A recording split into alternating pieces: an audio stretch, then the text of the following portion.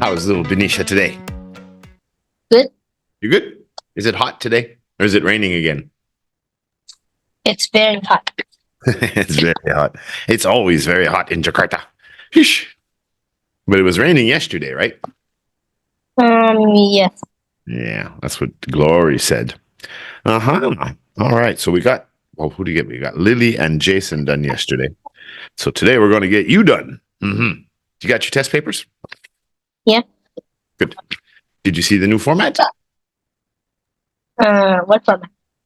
Format, the new layout, the new style of test. Did you notice What's that? Yeah, but did you notice that now there's part 2 and 3? Yeah.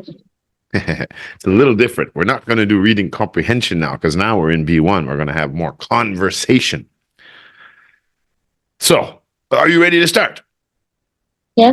All right. I'm going to go through the test with you real quick just so you know the format, and then we will start.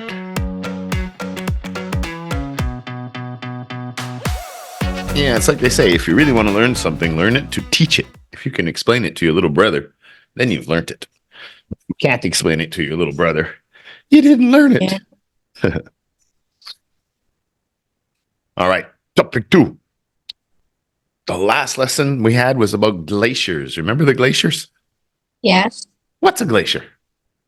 It's like a big ice that's on a cold place that could crash people's boats. It can crash people's boats. That's true. The big ice wall or whatever they call it, ice sheet around Antarctica and Greenland in those areas. Yeah, if you get too close with the boat and an iceberg falls off, it could be a problem because there's some big icebergs. Yeah, it's frozen ice, right? It's you get glaciers that come out of the mountains and out of the north, the Arctic and Antarctica, and then the snow comes down on it again, and then it packs down and it turns into more ice. How are glaciers good for us? What's the good thing about glaciers? There's 2 main things. Maybe because to cool off Antarctica. Well, it's it's to cool off the earth. It balances. Yeah. Because like lots of people says that Antarctica is the ice are like melting. So maybe if you have like lots of glaciers, it will stop melting because it will cool down. If you had more glaciers, it wouldn't melt. That's a good question. Maybe. That's a good question. We did have more glaciers because we had an ice age at one point. And that was a lot of ice.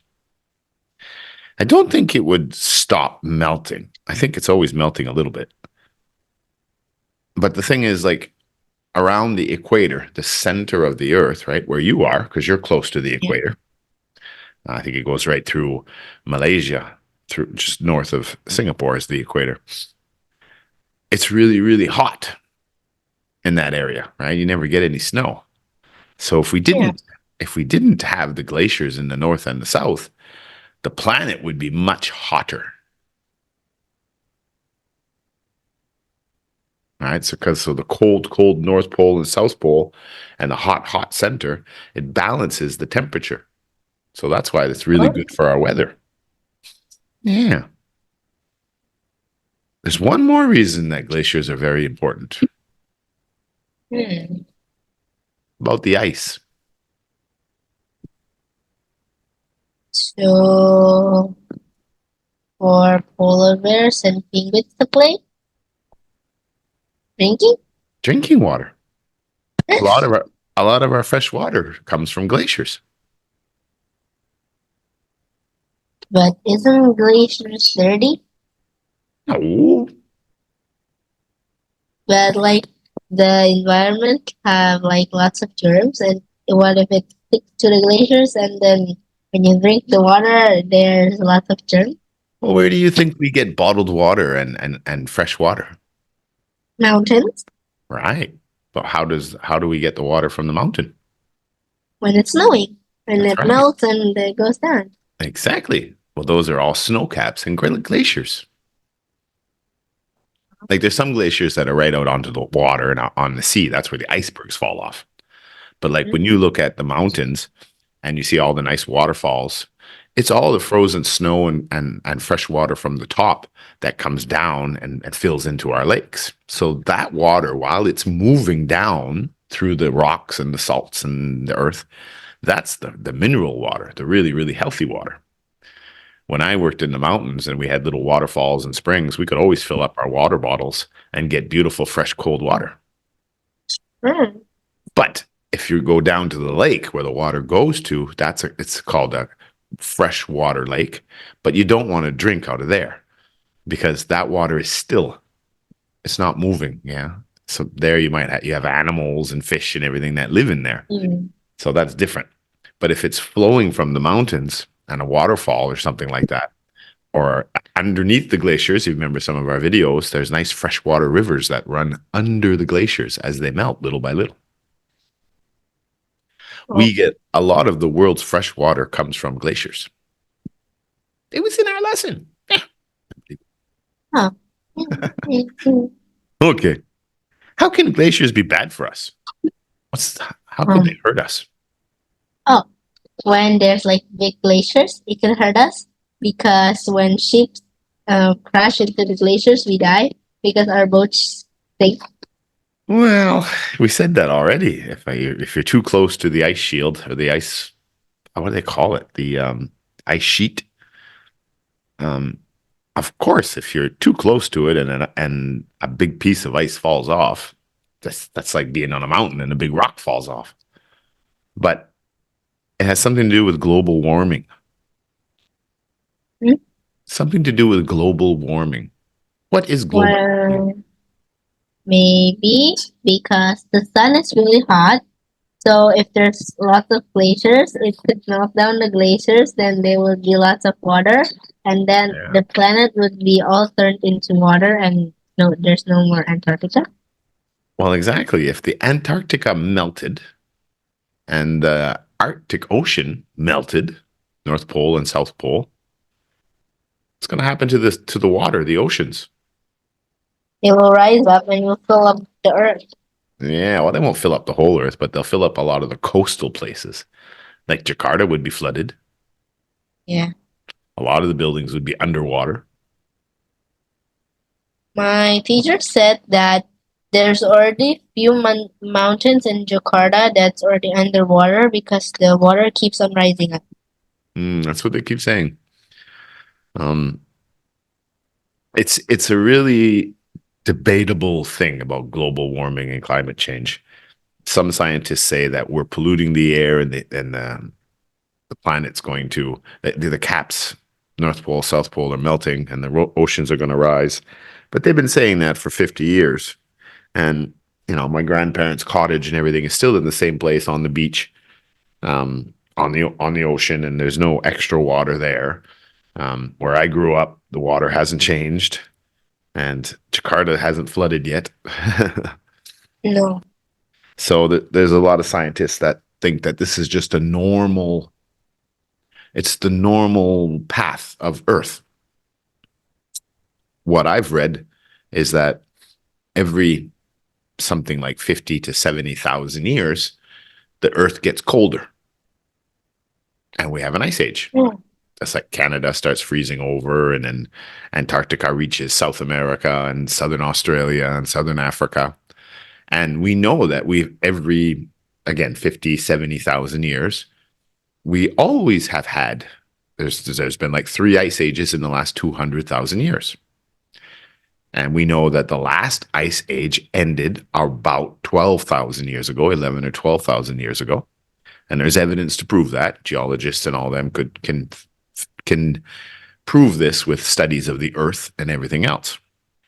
So that means that we just ended, just in the Earth being like 5 billion years old, it's a short time, 10,000 years.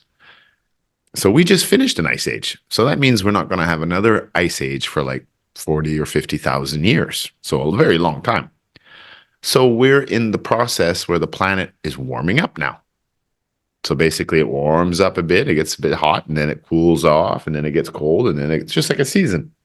Warm, hot, warm, hot, warm, hot, warm, hot. But the Earth seasons are not like every year; they're every 50,000 years. So a lot of people, So well, some scientists believe that this is just normal, and some so the scientists, go ahead. so So, the Earth won't be flooded well, for about thousands years. 50,000. Um, I think if I have it right, and again, maybe I'll have some bad comments on YouTube for saying this because I'm not a scientist. But what I understand is that it's going to get a little warmer over the next few 10,000 years, but not in a way that it's going to be catastrophic, meaning destruction and all this stuff.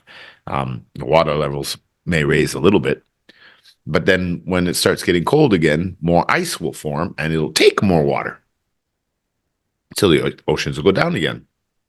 Now, Oh. remember we had that class where we were looking at maps like 50,000 years ago? And I was saying that Mm.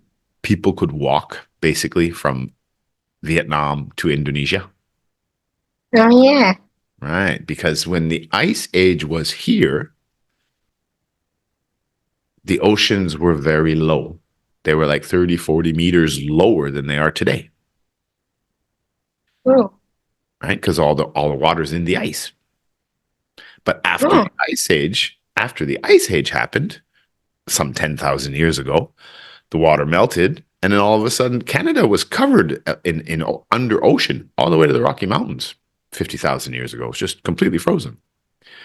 But then it all melted, and then the water went down 50, 60 meters. And then all of a sudden, you have these countries and islands. Now, Indonesia is 26,000 islands, and during the Ice Age, maybe it was 5,000 islands instead of 26,000 islands because the water goes up and down. So you could walk across in many places, not everywhere, but in many places. Oh. So it's kind of normal. I think that's what they explained. That's how they explained it. And it makes sense to me because everything goes a cycle, right? Everything goes in a cycle, just like our days and our seasons. Everything's in a cycle on this planet. Yeah. Yeah. So the bad thing about glaciers is that if we warmed up too fast, we would have a lot of flooding. And the cities on the coast, like Jakarta and Miami and all these, would have a lot of water problems for sure. So after all that spiel, sheesh, Trevor, how can we help, or how can the people make the world more balanced? What can we do? We can't change the world. Hmm. But what can we do to make things better and more natural? Save electricity. that helps your bank book. Save Yeah. you some money.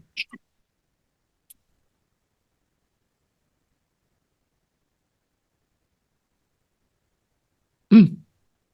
But saving electricity can work because you get electricity from the sun. So if you don't use much electricity, and it means that you won't use much of the sun just sometimes, and the glaciers won't melt too much. Hmm. Hmm. I was thinking more about, like watching your own, making sure you don't pollute so much, like recycling and all these kinds of things, right? That's what they teach Oh. you at school now about recycling your stuff and trying not to waste things. I think working with the community, making sure that your neighborhoods are nice and clean, um, and you don't keep throwing your garbage in the rivers and in the canals, things like that. But you made a good point about energy. Elon Musk, I think he said in 1 hour of sunshine can generate enough electricity to power the entire United States, or like all of Indonesia. Same, or maybe more power is used in the United States. That's how much energy comes from the sun. The problem is our solar panels only take so much energy from the sun. They don't take the full amount of energy.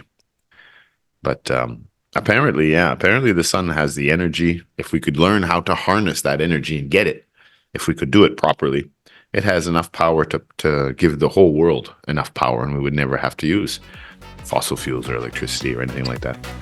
Apparently, that's what he said. All right. We're going to go to part 2.